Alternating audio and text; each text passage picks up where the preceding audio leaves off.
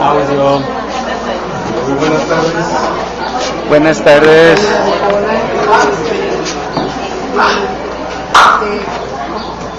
Yo tengo una curiosidad con respecto a lo que ha estado pasando en estos tiempos.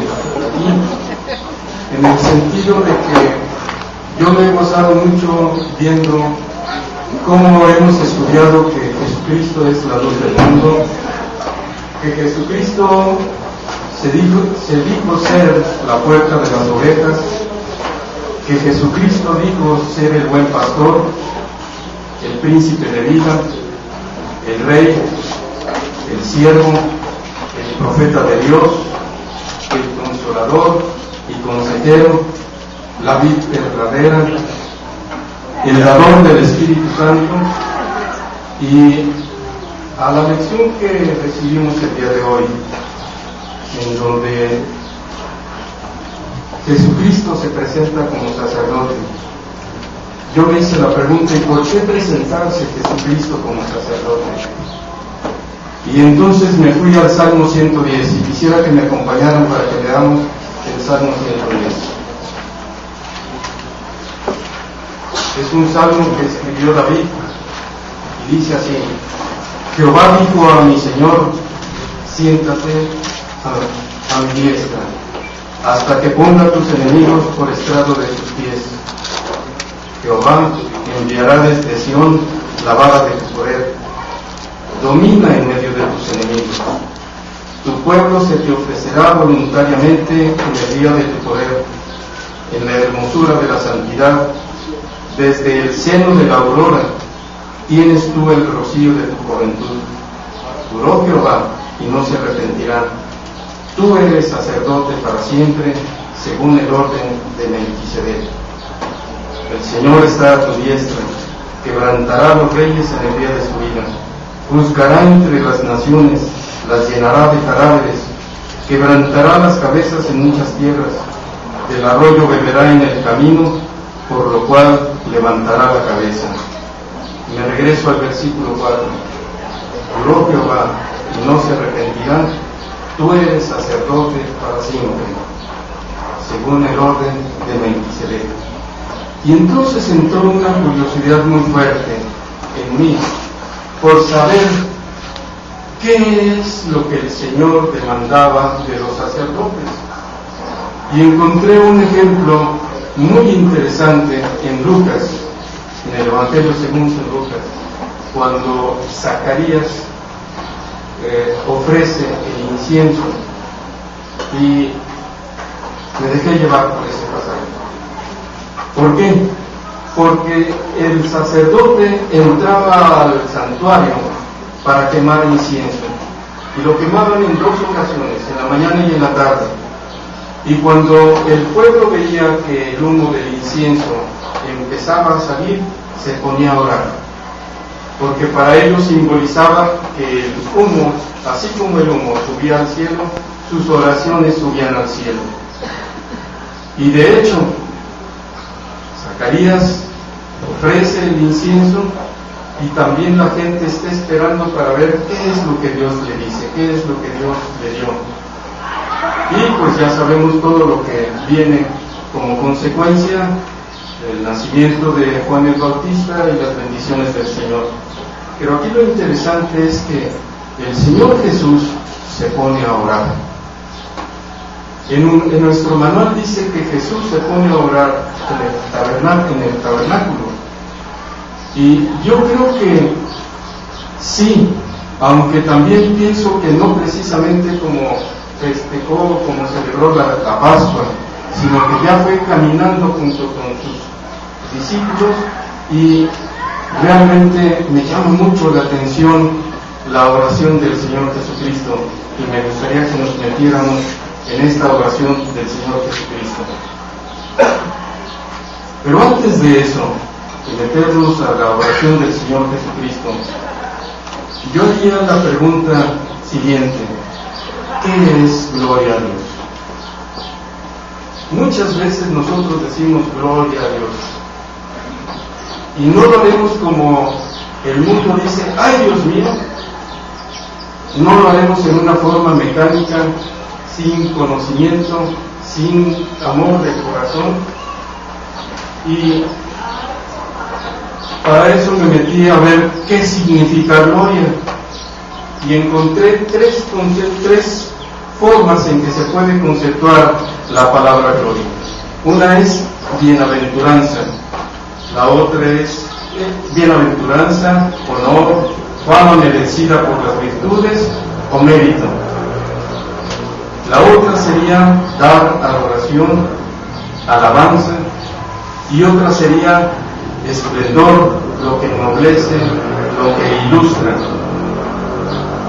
Pero si estamos hablando de la gloria de Dios manifestada en Cristo, nosotros hablamos de Dios, de su gloria personal traída a la luz y puesta en manifiesto en el Señor Jesucristo.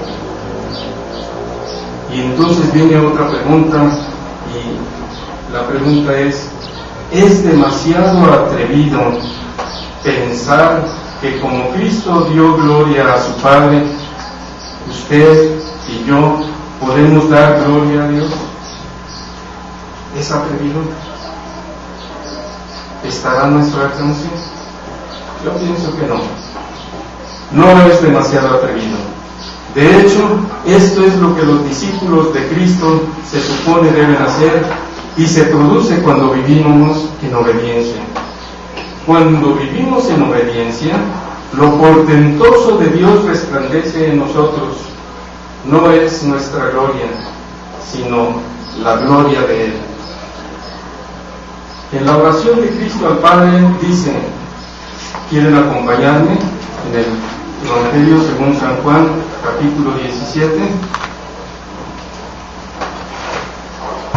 San Juan 17, 22 dice, la gloria que me diste, yo les he dado, para que sean uno, así como nosotros somos uno. Yo en ellos y tú en mí, para que sean perfectos en unidad, para que el mundo conozca que tú me enviaste y que los has amado a ellos como también a mí me has amado. Si usted y yo obedecemos el mandamiento que nos amemos unos a otros como Él nos ha amado, Dios será glorificado en nosotros. Hay gloria en la obediencia.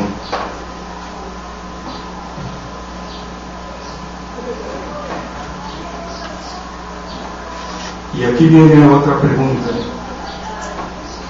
¿Cómo es el Padre? ¿Ustedes se han puesto a imaginarse al Padre?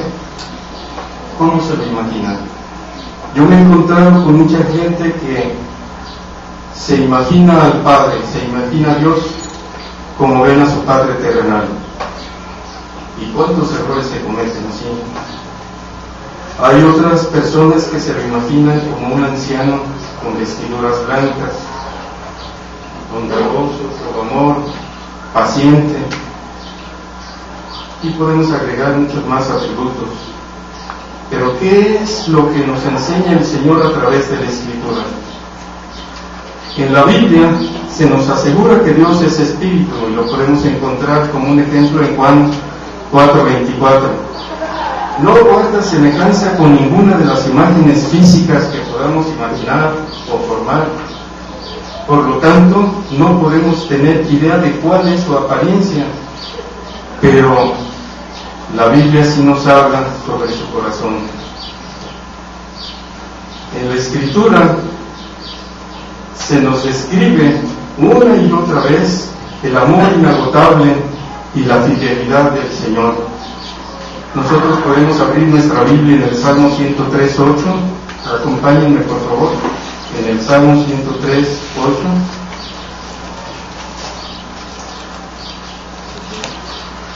Que dice: misericordioso y clemente es Jehová, lento para la ira y grande en misericordia.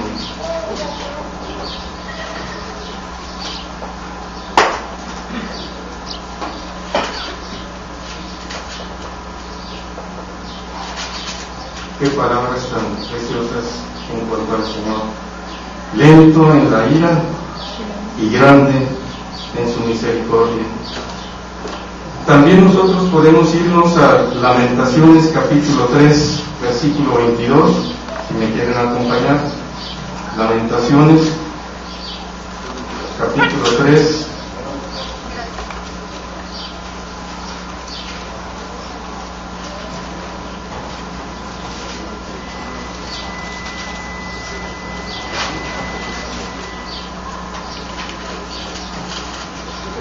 El libro de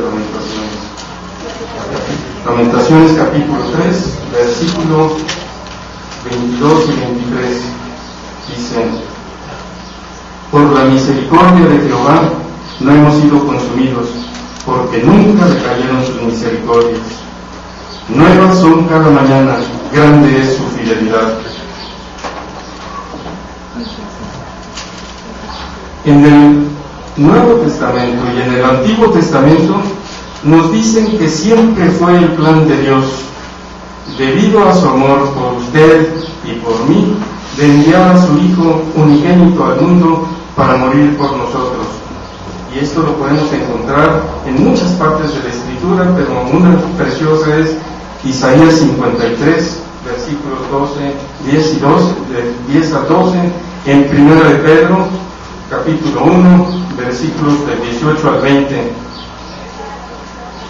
Él lo hizo, Él mandó a su Hijo, para que pudiéramos ser redimidos de nuestros pecados por medio de la sangre de Jesús, permitiéndonos así vivir con Dios y su bendito Hijo en el cielo siempre. Allí Dios se ha propuesto pasar la eternidad derramando sobre nosotros las abundantes riquezas de su gracia en su bondad para con nosotros en Cristo Jesús. Efesios 2:7. ¿Y cuál será el plan del Padre? El plan del Padre cuenta con la participación del Hijo. Nosotros podemos verlo en Hebreos 10, del 5 al 14. Vamos a Hebreos 10, del 5 al 14.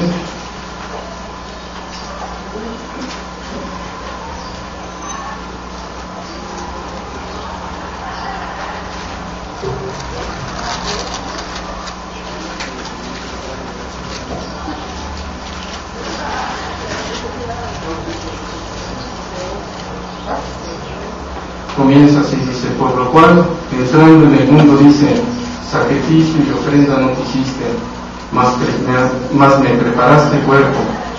Holocaustos y expiaciones por el pecado no te agradaron. Entonces dije: he aquí que vengo, oh Dios, para hacer tu voluntad. Como en el rollo del libro está escrito de mí, diciendo primero: sacrificio y ofrenda y holocaustos y expiaciones por el pecado no quisiste, ni te agradaron, las cuales cosas se ofrecen según la ley. Y diciendo luego: he aquí que vengo, oh Dios, para hacer tu voluntad. Quítalo primero para establecer esto último. En esa voluntad somos santificados mediante la ofrenda del cuerpo de Jesucristo, hecha una vez para siempre. Y ciertamente todo sacerdote está día tras día ministrando y ofreciendo muchas veces los mismos sacrificios que nunca pueden quitar los pecados. Pero Cristo, habiendo ofrecido una vez para siempre un solo sacrificio por los pecados, se ha sentado a la diestra de Dios.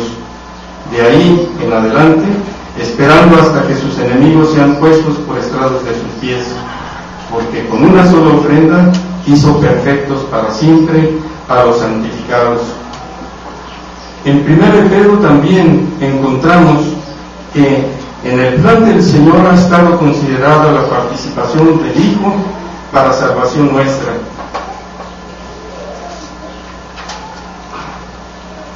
Pero para que este plan realmente se cumpla, ¿cuál es el requisito principal? El requisito principal es la obediencia, la sujeción del Hijo al Padre. Obediencia es una palabra que vale la pena que nosotros la consideremos y la consideremos a fondo y la vivamos en forma, porque la obediencia no es cuando las cosas surgen facilitamente o agradablemente. La obediencia es para todo momento, aún para la hora de la verdad, los momentos más difíciles. Y nosotros podemos ver que en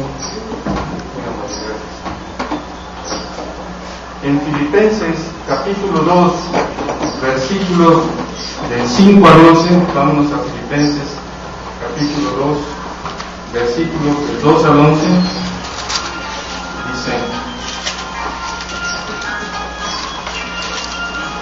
Filipenses capítulo 2, del 5 al 11: haya pues en vosotros este sentir que hubo también en Cristo Jesús, el cual, siendo en forma de Dios, no estimó el ser igual a Dios como cosa a que aferrarnos, sino que se despojó a sí mismo, tomando forma de siervo, hecho semejante a los hombres, y estando en la condición de hombre se humilló a sí mismo, haciéndose obediente hasta la muerte y muerte de cruz, por lo cual Dios también le exaltó hasta lo sumo y le dio un nombre que es sobre todo nombre, para que en el nombre de Jesús se doble toda rodilla de los que están en los cielos y en la tierra y debajo de la tierra, y toda lengua confiese que Jesucristo es el Señor, para gloria de Dios Padre. Nosotros podemos ver que hay gloria en la obediencia. Hace poco vi un video que se llama El Puente, en donde un padre que está a cargo de un puente elevadizo en una vía tiene un hijo que ama mucho. El hijo tendrá alrededor de 12, 13 años, y el hijo es muy obediente con el padre, pero resulta que un día ese puente elevadizo tiene que ser bajado. Estando levantado tiene que ser bajado, porque uno de los trenes que pasan por esa vía se descarrila, pierde el control, está cuesta arriba la vía y empieza a resbalarse el ferrocarril, en donde vienen cientos de personas. Entonces el padre toma la decisión de bajar el puente porque estaba elevado y permitir que pase el tren, pero hay un punto de dificultad. El hijo está precisamente debajo de la estructura del puente, y al bajar el puente él va a aplastar al hijo.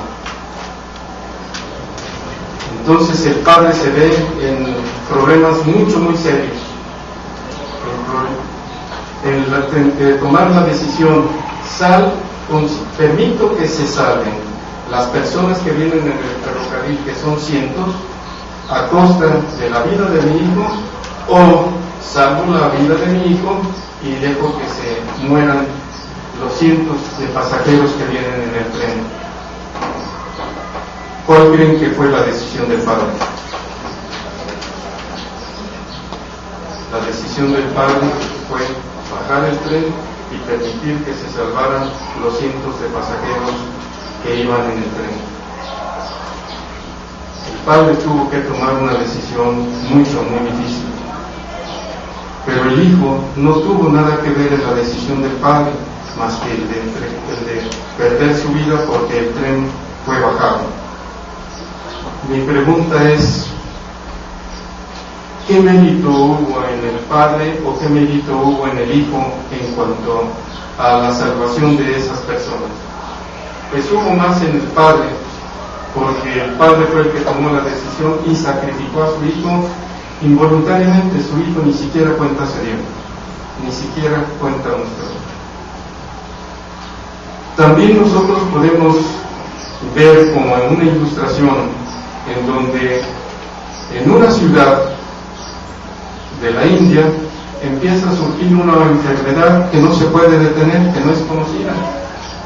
y de repente en otra ciudad en Rusia, y de repente en otra ciudad en México, y en otra ciudad en China, y en otra ciudad en otra parte. El caso es de que empieza a alarmarse el mundo y los científicos médicos se empiezan a preocupar porque no encuentran un medicamento, una vacuna para esta enfermedad, y empieza la mortandad. Y ellos están investigando y haciendo pruebas y haciendo análisis, buscando la forma de detener esta especie de peste, y no logran conseguirlo, hasta que por fin encuentran la forma de desarrollar una vacuna con la cual se puede salvar a la humanidad. Pero resulta que para poder desarrollar esa vacuna necesitan una sangre especial, y esa sangre especial la tiene mi hijo. Pero para que pueda desarrollarse esa vacuna, necesitan inyectar a mi hijo esa vacuna, dejar que se desarrolle en el cuerpo de mi hijo, para después extraer su sangre e inyectar esa sangre a todo el mundo y salvar a la humanidad. Yo tengo que tomar la decisión. ¿Qué hago? ¿Le permito que inyecten ese virus en mi hijo para que se desarrolle la vacuna, o no lo permito? Y empiezo a preguntar, no hay otra gente, no hay otra persona que tenga el tipo de sangre que tiene mi hijo, y la contestación que me dan es no. Su hijo es la única persona en todo el mundo en la cual puede desarrollarse esa vacuna. Mi hijo tiene 12 años, 13 años, ya está consciente. Y le digo, ¿sabes qué, hijo? Para que el mundo pueda salvarse necesitan incubar en ti la vacuna, y hay que tomar la decisión. Y dice, ¿y por qué yo, papá? Es que en ti nada más hay la sangre que puede salvar a toda la humanidad, y nadie más. ¿Pero por qué yo, papá? Porque ahí se va a desarrollar la vacuna. Bueno, papá, está bien, pero en eso entra el médico y dice, le pregunto al médico, ¿y qué consecuencias va a haber para mi hijo? Le inyectan el virus, se desarrolla la vacuna y mi hijo sigue con vida. Dice, no, su hijo tiene que morir.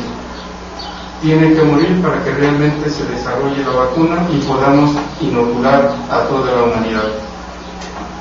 Y entonces le dijo, hijo, van a tener que vacunarte eso, si tú estás de acuerdo, pero además te van a vacunar y vas a perder la vida, ya no vas a vivir. ¿Y por qué yo, papá? Imaginémonos el cuadro y pónganse ustedes en el lugar en el que tienen que decidir que su hijo tiene que facilitar la salvación del mundo. No. ¿Qué harían ustedes? Pues, si yo tengo el consentimiento de mi hijo y mi hijo se da cuenta de que por amor a la humanidad, pero más por amor a él mismo, estoy de acuerdo en que le pongan la vacuna porque él también está de acuerdo y la humanidad se salva, yo voy a estar muy orgulloso de la vida de mi hijo. Mucho, muy orgulloso. Me voy a sentir muy bien, a pesar del pesar que me da de perder a mi hijo y de entregarlo por la salvación de la humanidad. Pero esta es una suposición, este es solamente el planteamiento de un escenario. Y yo quiero ver el escenario comparándolo con la salvación en cuanto al pecado, la decisión que tuvo que tomar el Padre de entregar a su Hijo para salvación de nosotros, aún con la vida de mi Hijo. Qué forma tan preciosa de dar gloria a Dios. El Hijo, el Padre, y qué forma tan preciosa del Padre de dar gloria al Hijo resucitándolo, viendo que todo lo que hizo fue agradable, porque su obediencia fue en el Padre y fue para la gloria del Padre. Mis hermanos, lo vuelvo a repetir, hay gloria en la obediencia. Si yo no obedezco, no puedo darle gloria a Dios. Y si quiero darle gloria a Dios, tengo que obedecer a Dios, no tengo que obedecer a mí mismo. Bien, hasta ahorita hemos visto la obediencia de parte del Hijo hacia el Padre, la gloria de parte del Hijo hacia el Padre. Pero nosotros podemos encontrar en la oración, en el capítulo 17, que el Señor Jesucristo ora por su propia gloria, pide por su propia gloria, pero también pide por sus discípulos y también pide por los creyentes. Y a mí me gustaría que profundizáramos un poquito más en cuanto a la gloria de cómo los discípulos glorifican al Señor Jesucristo. Si nos fijamos en el capítulo 17 de Juan, en el capítulo 17 de Juan, nosotros podemos ver lo siguiente.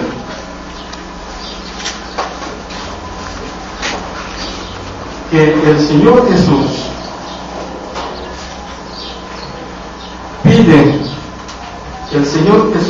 pide, dice, yo ruego por ellos, no ruego por el mundo, sino por los que me diste, porque tuyos son, y todo lo mío es tuyo, y lo tuyo es mío, y he sido glorificado en ellos. Aquí el Señor está pidiendo por sus discípulos, porque Él está a punto de dejarlos, está a punto de partir. Y Él sabe que se van a quedar en el mundo, y Él sabe que el mundo los aborrece. Él sabe que el mundo no los ama, no los quiere, no los respeta. Entonces van a tener que pasar por un sinnúmero de problemas para poder obedecer al Padre. Y si ceden a estos problemas, no van a obedecer al Padre. Y si ceden a estos problemas, no van a darle gloria a Dios. Entonces el Señor está pidiendo por sus discípulos.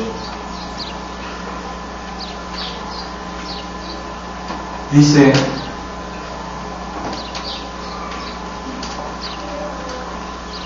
la palabra aquí que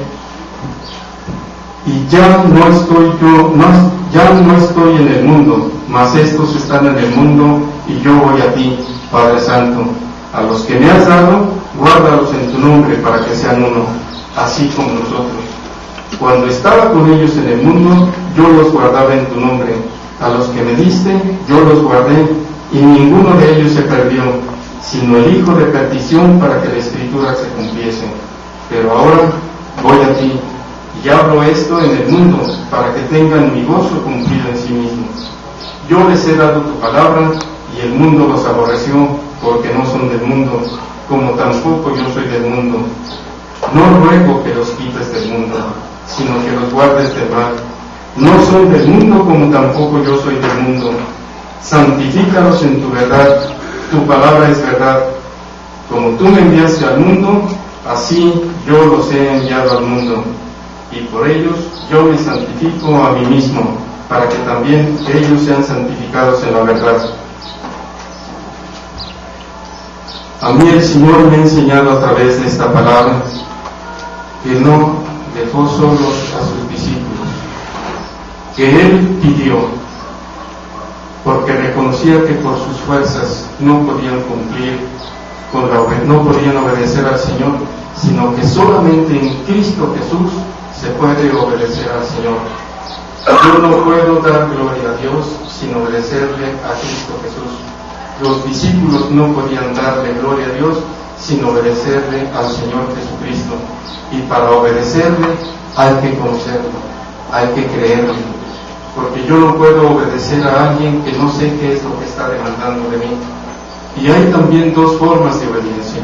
Una forma es obediencia a fuerzas y la otra es obediencia con gozo.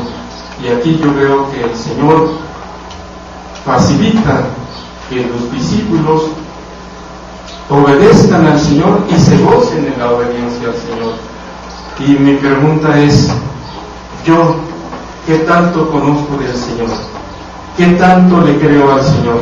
¿Qué tanto estoy obedeciendo al Señor?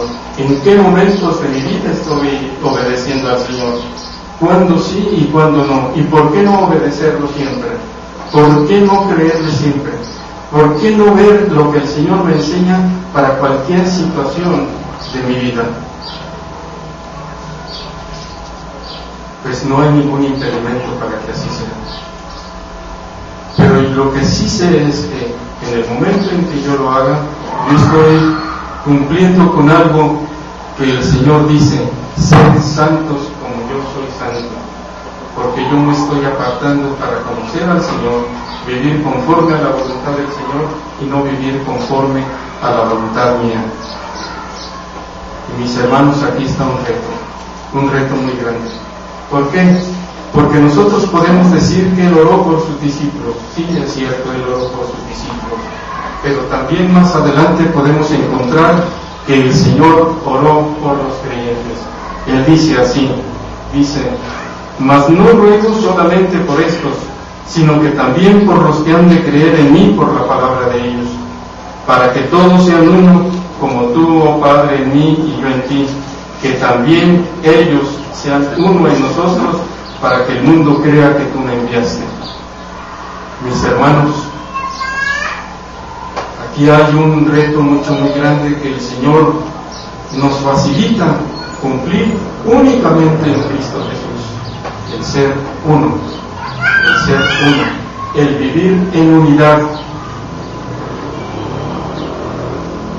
El apóstol Pablo habla con respecto al cuerpo del Señor Jesucristo como una unidad. Él no pone una mano izquierda separada de la mano derecha del cuerpo, y él también deja ver que un oído no va a cumplir con las funciones de un pie, o que un ojo va a hacer las funciones del estómago, sino que cada quien tiene su función, pero todos en su función sirven a un mismo cuerpo. Y cuando el cuerpo enferma es porque uno de sus miembros no está en función de los demás miembros del cuerpo. Y el apóstol Pablo pone al Señor Jesucristo como la cabeza del cuerpo. Mis hermanos, aquí yo encuentro algo muy fuerte, y encuentro algo que muchas veces no se cumple. El cuerpo del Señor Jesucristo es la iglesia, y Él es la cabeza. Yo, como iglesia, ¿cuántas veces he obedecido a la cabeza, al Señor Jesucristo, o he seguido mi propia voluntad?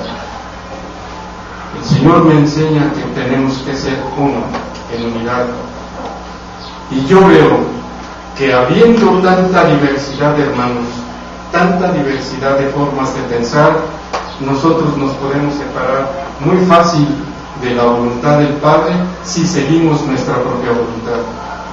Pero si conocemos la voluntad del Padre, no va a ser imposible que nos desunamos, no va a ser imposible que el Señor Jesucristo nos presente un día sin mancha su iglesia, sin mancha su esposa, sin mancha, sin arruga, resplandeciente ante el Padre.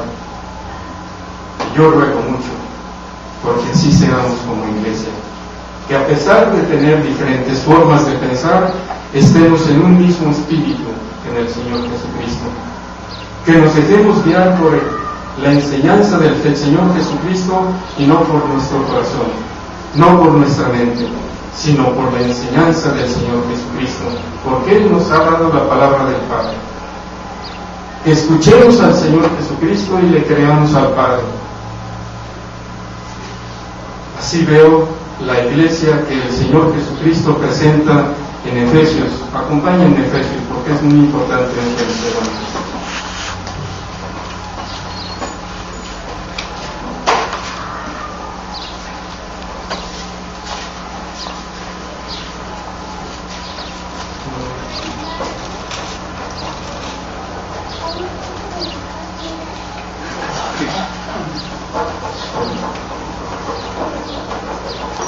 En el capítulo 5, versículo 21,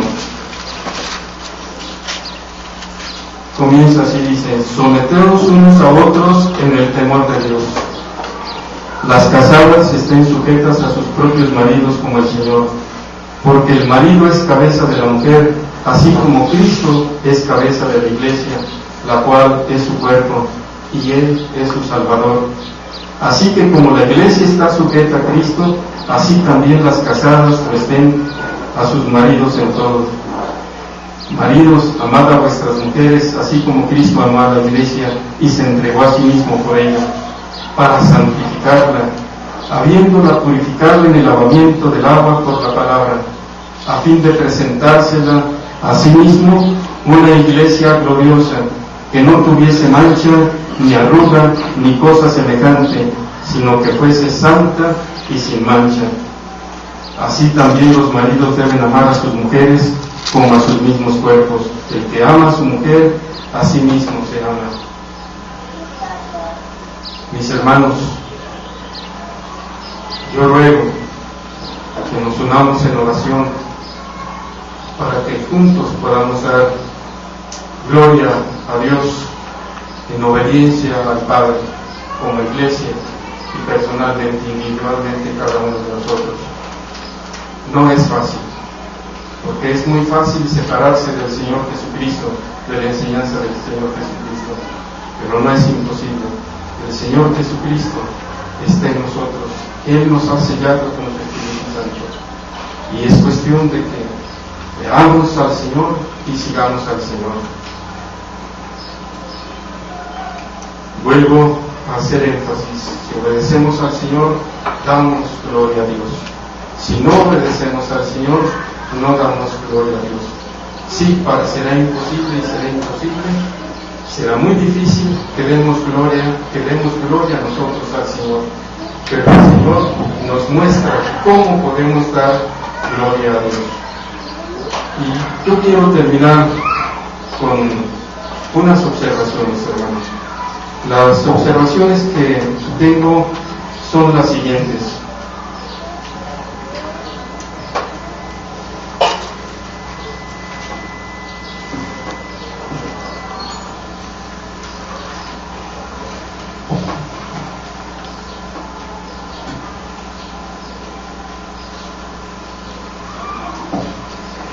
La gente somos irrazonables, ilógicos y egoístas. Ámala de todas maneras. Si haces un bien, pueden acusarte de egoísmo y de tener motivos ocultos. Haz el bien de todos modos. Si tienes éxito, puedes ganar falsos amigos y verdaderos enemigos. A pesar de esto, trata de tener éxito en lo que Cristo te pide. El bien que haces hoy será olvidado mañana.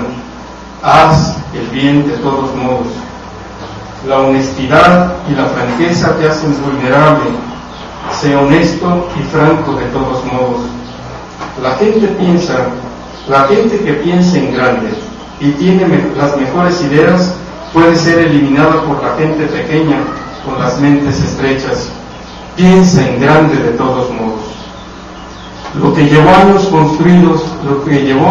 construir puede ser destruido de la noche a la mañana. Construye de todas maneras. La gente realmente necesita ayuda, pero pueden atacarte si los ayudas. Ayuda a la gente de todas maneras. La gente necesita amor, pero puede rechazar tu amor y tu persona. Ámalos de todas maneras, porque así es como ama Cristo. En Cristo la obediencia siempre trae gloria. Padre, ayúdame a mostrar tu amor por mí, obedeciéndote con gozo en todo lo que me pidas hacer. Padre, que tú seas glorificado en mi vida. Amén.